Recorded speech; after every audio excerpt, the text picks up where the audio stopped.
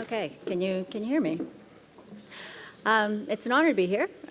Thank you very much. Thank you, Carla, and thank you for inviting me. Thank you, Paula. That was wonderful. And your observations actually reflect quite closely what we have seen with our patients in Canada. I am also thrilled to be involved in a field of medicine that gives the power back to the patients. I tell my patients that it's my job to give them information, it's my job to give them guidance, it's not my job to tell them how they feel. And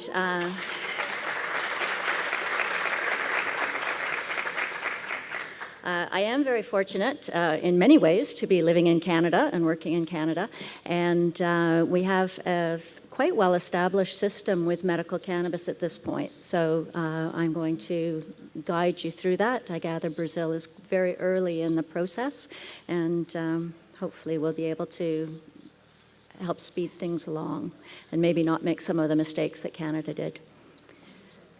Okay, so in Canada we have to make disclosures. I work for the Cannabis Medical Clinics. There's 22 of them across the country. Unfortunately, I have no direct financial interest in the cannabis industry, and these remarks do reflect my personal opinions. They're not an official opinion of anyone else. So, medical cannabis in Canada has been legal since the year 2001. We're now on our third set of legislation. 2001, we had the original MMAR. 2014 became the MMPR, and we now have the ACMPR. So what are those? In 2001, the system was simple.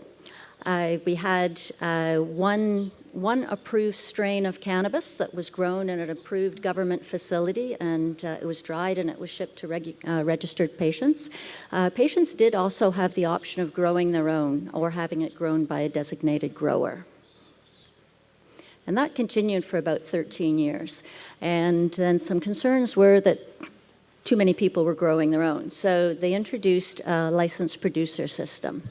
And with that, the patients were then required to have a medical document. With the MMAR, they just needed approval from a physician. With the licensed producer, they actually need a medical document. All orders are placed online or by phone. The product is then shipped to the patients via registered mail or by courier. And the patients were no longer allowed to grow their own. Or to have it grown by a designated grower. Everything had to be bought from the licensed producers. And the point of this was to try and reduce the number of homegrown operations and improve the quality. But for some patients, medical cannabis was no longer affordable. And so people got rather upset about that. And they took it to court, and the Supreme Court of Canada ruled that the MMPR infringed on Canadian patients' right to reasonable access. So the ACMPR was created. And in addition to the government-approved licensed producers, patients now have the ability to grow their own if they are approved by Health Canada. They have to apply to Health Canada, and then they can either grow their own or have a designated grower. The starting materials, the seeds and the plants, have to come from a licensed producer. As far as I'm aware, there's nothing that restricts people from then cloning their own. I know a lot of people have mother plants, and so you have to start with the material from the licensed producer, but then you can reproduce it as you wish. Okay, so licensed producers. There are now 104, I counted yesterday, 104 licensed producers in the country. Only 45 of those at this point are actually selling product. It's quite a process. You don't suddenly go from getting your license to having product for sale. They are allowed to sell dried cannabis, fresh cannabis, ingestible cannabis oil, and also the starting materials. In Canada, I did not count the exact number, but I know there's well over 100 strains of dried cannabis available. I think it's actually closer to 200 different strains that the patient has to choose from. And all of the licensed producers do provide the strain name. They give the percentage of THC, the percentage of CBD, and they will indicate whether it's an indica, sativa, or a hybrid designation. What is becoming more and more common is that the licensed producers are giving information about the terpenes. Considering there are thousands of strains of cannabis that started with indica and sativa, the cross-hybridization really has made the designations of indica and sativa and hybrid pretty much obsolete. So the terpenes can be very, very useful and very helpful in tailoring the treatment to the actual patient. Dispensaries. We have dispensaries in Canada. They're all over the place. None of them are legal. There's no place in Canada where you can legally walk in and walk out with cannabis. There are places where people do it. There are places where it's tolerated more than others. Some places it's quite widely tolerated. Other places it's really not tolerated much at all, but none of them are legal. And the dispensaries are rather interesting. They're kind of pushing the envelope and in some ways driving the change. I'm not in a position to support the dispensaries, but I do always find it interesting to hear what my patients have to say about their experiences in them. There are actually some online dispensaries as well. So they sell dried products, topical creams, bath salts, edibles, ingestible oils, or oil cartridge vaporizers, accessories, all sorts of stuff. None of it's quality controlled. I have no doubt that some of the dispensaries are more ethical than others, but none of them are legal, and you really don't know exactly what you're getting. So what do we have legally? Dried products.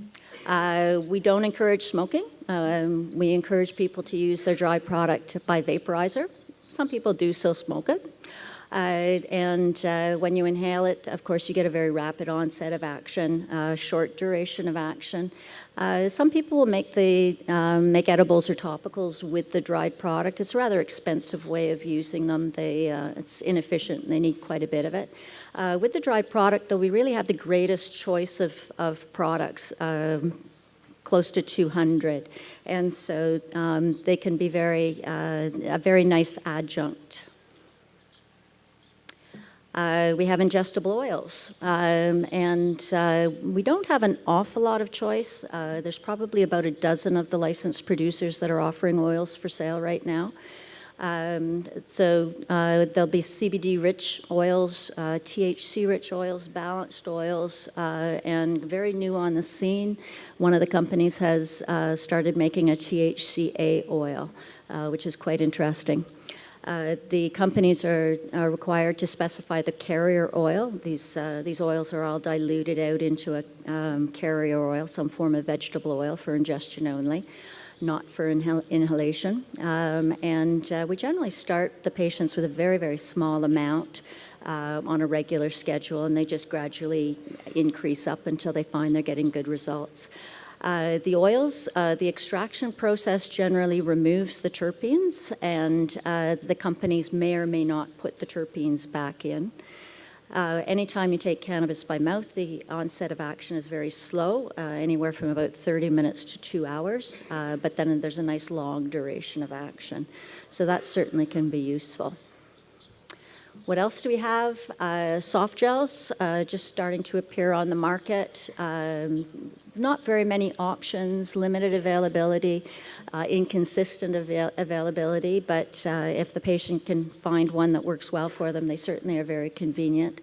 A number of my patients will use oils and or dried product for the main part of their treatment, but if they are working and they need something they can take to work, then it's very nice for them to have something they can just reach into their purse or their pocket, and anybody who is watching might think they're just taking some aspirin or Tylenol. Decarb powder just starting to appear on the market. There's, I believe, 2 licensed producers that have that, and the patients can make their own capsules if they're very dexterous. Some people will just sprinkle it on their food, or you can actually mix it in with a cream to make your own topicals. So they're interesting, but not widely available. Topical products. Actually, on the legal market, it's not legal to actually market pre-made topicals at this point. So a couple of companies have started selling kits where you take some of their oil and mix it with a base gel and shake it up, and it turns into a nice white cream. It'll be interesting to see where that goes. One of the companies has an oral spray, an elixir. It's quite convenient. It looks like a little breath spray and very discreet. They can keep it in their pocket. I don't think very many people are using it as their main treatment, but it can be a very, very nice adjunct, especially if they're visiting or out in public somewhere. Raw cannabis. Raw cannabis is my current fascination, actually. I was quite surprised, actually, when I was researching this to find that the licensed producers are actually allowed to sell fresh cannabis. That was new to me. I'd never heard of it before, so I did some research and discovered that none of them actually are. And the main reason for that is that it's difficult to transport. If you're shipping everything, it's not like a farmer's market where you can go and buy your fresh cannabis. So really, the raw cannabis is only practical if people are growing their own. And more people are growing their own. And that can be anywhere from 5 plants to 15 plants to 500 plants. Raw cannabis, if the cannabis has never been heated, the THC is still in its non-intoxicating THCA form, its acid form, which has its own health benefits, and especially anti-inflammatory, mood stabilizing. The contributions of the other raw cannabinoids, not clear at this point. Juicing is quite popular, though, especially among people doing manual labor. It's not hard to be a construction worker in your 20s, but in your 30s it gets a little tougher, and in your 40s and 50s it's a really tough way to make a living. And so a lot of these guys will have some juice in the morning with their breakfast, and some of them will take little bottles to work with them to have at their breaks, and it helps keep people in the workforce. The paradox, of course, is the people who are the least interested in being intoxicated are the ones who need to grow the largest number of plants. So. Okay, in Canada we also have 2 pharmaceutical cannabinoids, nabilone, I think probably most people are familiar with. It's a single molecule of a synthetic THC. In the plant, the THC is a group of molecules, very closely related molecules. Nabilone's just one single molecule, many copies of one single molecule, it tends to be ineffective for actually many people if their receptors aren't configured just right for that one specific molecule. The nabilone just doesn't do anything. It is covered by most drug plans, and certainly in Canada, and I think actually pretty much worldwide, there have been major issues with availability for the last year and a half or so. In Canada, we also have Sativex, which is 1-to-1 CBD to THC, plant-derived oral mucosal spray. They spray it inside their mouth. Very expensive. Most insurance plans do not pay for it, the exception being Sun Life, which happens to be the insurer of the federal government. So I think at our clinic in Ottawa, we probably prescribe more Sativex than all our other clinics combined across the country.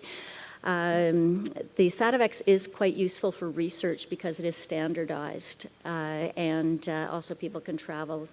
If they're going to a country where it's approved for use, they can travel with it. So even people who it's not covered for sometimes will spring for it if they're going somewhere.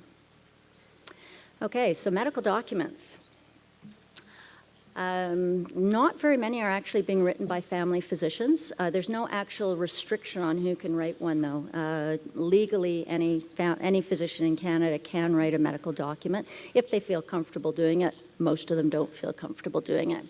So what the medical documents do is they set limits. They set a maximum quantity, and they set a duration, which can be up to 12 months. And certainly at our clinic, we generally indicate a specific number of percentage of THC maximum. Each document allows the patient to register with one licensed producer, and we may write more than one medical document so that the patient can access more than one licensed producer. It's not uncommon at all to have them with two, especially if they're using oil and dried product. Different licensed producers have their different strengths, their different niches. Now and then we go to 3 different medical documents, don't often go more than 3. There's got to be a pretty good reason to fragment it more than 3. The medical documents can be canceled if the person wants to switch. They're not a lifetime. It's not a lifetime commitment, and so the market is quite competitive. And if somebody starts doing what we're looking for better, we don't hesitate to switch them. We have no fidelity to any of the licensed producers. The medical documents do not prescribe a specific product. All they do is set the limits, and they're not technically a prescription. Our College of Family Physicians in Canada has put out guidelines on how to write these documents and who to recommend the products for. Those recommendations are at this point quite antiquated, and we don't really pay a lot of attention to them. So the family physicians might try writing a document prescribing it within those guidelines. If they do, then very quickly they end up sending the patient to us. Our clinics, by the way, are referral only. And an experienced cannabis prescriber is actually given a lot of flexibility. As long as we can justify what we're doing, we can prescribe cannabis for pretty much anything we want to, which is quite nice. And harm reduction is a valid indication. Okay, so how does one go about getting a medical document? Referral-only clinics like the one I work at certainly I think is a good system. The physicians are paid by our government system, so my income is not tied to the number of grams of cannabis I prescribe. There's no particular incentive for me to overprescribe. There's no particular reason for me to refuse a patient either, but it's completely independent of my income. There are clinics out there that are sponsored by the licensed producers, and so the licensed producer will hire a physician to work for them. Patient goes in, pays their $300 or whatever, and sees a physician usually by telemedicine, and the physician writes a document for that one specific licensed producer, and there's, I think, some ethical issues that I think are pretty obvious in that system. There are also some independent clinics out there, various different payment models. Usually the patient has to pay some sort of membership fee. I had one patient that went to one of those before she came to see me, and she said, "I don't have the $86 a month." It's like, what $86? Well, they gave me compassionate pricing, but I have to pay an extra $86 just for the privilege of using their system. And it's like, well, no, you don't have to do that. But everybody wants to make some money, and so there certainly are some people out there who are doing a good job of that. The dispensaries and compassion clubs, you can get a medical document from them, and it will be legal if the person then uses that medical document to go to a licensed producer. Of course, the point of having the dispensary give the patient the medical document is so that they will buy their product from the dispensary, which is not legal.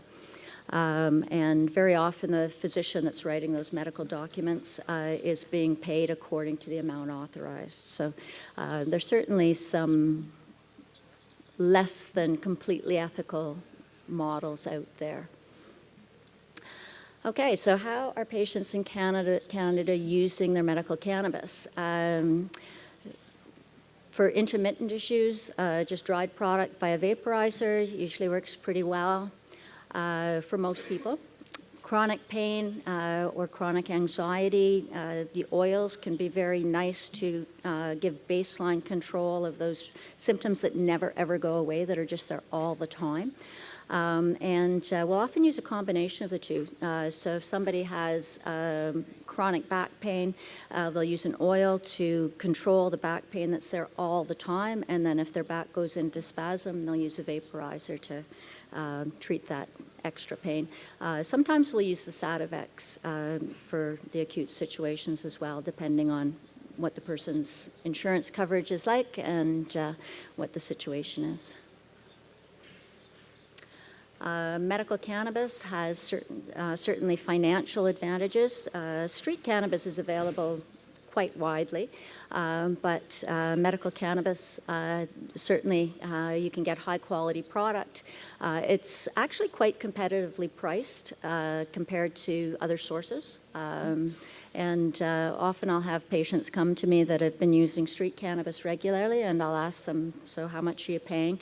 And the medical cannabis actually is often quite competitive, sometimes even cheaper, and for better quality product. It's actually, because it's legal at a federal level, it is deductible as a medical expense against people's income tax. There is a threshold to that, so you have to spend a lot on medical expenses for that to be useful, but it at least helps. And insurance coverage. There are actually some people that are having it covered by their insurance now. So there was a really important Human Rights Board ruling in Nova Scotia on February 2nd, 2017. And the Human Rights Board ruled that denial of coverage of medical cannabis actually is discriminatory under the Charter of Rights and Freedoms. And so that was pretty exciting, and certainly looked like it was going to have major implications. Unfortunately, it was overturned. The Court of Appeal overturned that ruling on April 12th this year, but it was on the grounds that they used the wrong test for discrimination. So the principle is still there, that it is discriminatory, but the end conclusion appears to be correct. It's the path they took to prove it. So it appears that it's just going to be a matter of time before they prove it a different way. If it's discriminatory to not pay for it, the insurance companies are going to be required to pay for it.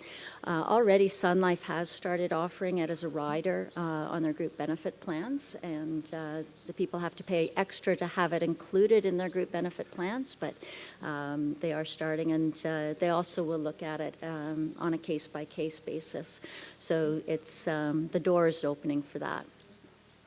And it is widely expected that coverage will expand, perhaps because of future court rulings, perhaps just because cannabis is so incredibly cost-effective, or perhaps a combination of both. Legalization of recreational cannabis. Canada is sometime probably before the end of this year going to have legalized recreational cannabis. And the two main goals behind this are to reduce access by children and teenagers. Certainly there's a lot of people that are very excited. If cannabis is legal, then our children are going to have access to the stuff. And it's like, you think your kids don't have access to it now? Not sure where they live, but also one of their main goals is to put the black market out of business in Canada, for cannabis at least. The provinces have been tasked with implementation. There's different models of how they're planning to do that. The age of access will correspond with the age of drinking alcohol, which depending on the province is 18 or 19. And one thing that I found very interesting was they have created a designation of craft grower. So small producers can apply to be designated as a craft grower, and hopefully this will help absorb some of the producers that are currently providing product to the dispensaries and the black market, and reducing the appeal of the black market even further. Okay. There's questions about whether medical and recreational will stay separate. Certainly the experience in the United States is that in states where recreational cannabis has been legalized, the medical market has just been absorbed by by that recreational market. Every indication, or almost every indication in Canada right now is suggesting that the two will stay separate. And I'm sure there will be shifts in the market when legalization happens. And I'm sure there will be people who choose to self-medicate. There's people who choose to self-medicate now, whether they're self-medicating with street cannabis or whether they're self-medicating with alcohol, which is legally available. And certainly the licensed producers do recognize the potential of the medical market, and there's no indication at all that licensed producers are going to abandon us. Attitudes of the medical profession. Yes. A lot of fragmentation in the medical profession, huge knowledge gap, a lot of opinions. I was at the CCIC meeting at the beginning of April, the Canadian Consortium for the Investigation of Cannabinoids. And the president of the Canadian Medical Association gave a talk, and he was very smug and condescending. And he thought, his opinion is that there should be just one system, that medical and recreational should be combined. I played solitaire on my phone because I was getting really annoyed with him.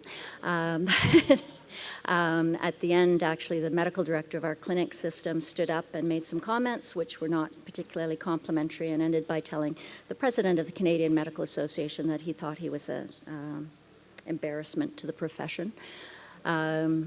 That carried on Twitter and ended up in the national newspapers. And the president of the Canadian Medical Association said it's really unfortunate that people had to be so childish. An important opportunity for useful dialogue was missed. And I was thinking, if you really wanted useful dialogue, you should have familiarized yourself with the subject material before you came to speak to us. The other thing that he said that I found interesting was that he said, our patients trust us. And so I thought to myself, if you think seriously that in Canada, in the year 2018, your patients trust you while you try and prescribe opiates and benzodiazepines and antidepressants and neuromodulators, you are sadly mistaken.